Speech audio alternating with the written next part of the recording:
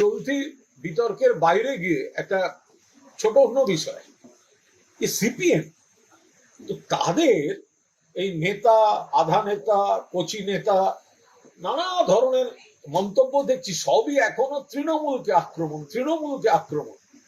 আরে ঘটনাচক্রে তৃণমূল আজকে বিরোধী শিবির, আমি ওই পর্যালোচনাটায় ঢুকছি না, কিন্তু সিপিএম আজকে এখনো তৃণমূল। কমরেড ভ্লাদিমির লেনিনের মূর্তি ভাঙা হয়ে গেছে, তা নিয়ে তো কোনো মিছিল মিটিং, ওখানে 14 জন লোক মিলে কে কোথায় হাঁটলো, তো কোথাও তো সেই আক্রমণ বিদ্রোহ, এটা যদি কোনোভাবে তৃণমূলের কেউ জেনে বা না জেনে বা কোনোভাবে তৃণমূল যুক্ত হতো, যে কমরেড লেনিনের মূর্তি চুরমার করে সরিয়ে দেওয়া হচ্ছে, কি হতো ভাবুন দেখিনি সবাই মিলে।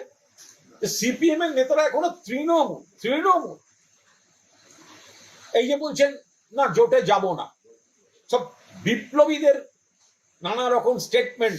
আরে ভাই, আপনারা জোটে আছেন, ইন্ডিয়া ব্লকে আছেন, সেখানে তৃণমূল কংগ্রেস আছে, সিপিএমও আছে। তো সুতরাং আপনারা আছেন ইন্ডিয়া জোটে, ইন্ডিয়া ব্লকে, তো আপনারা তো আছেন, ফলে আমরা থাকবো না, এই কথাটার মূল্য কি?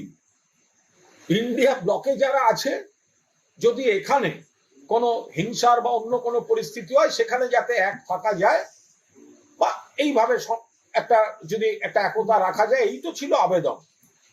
না না না ভিডিও, আরে ভাই ক্ষমতা থাকে তাহলে ইন্ডিয়া ব্লক থেকে বেরিয়ে দেখা।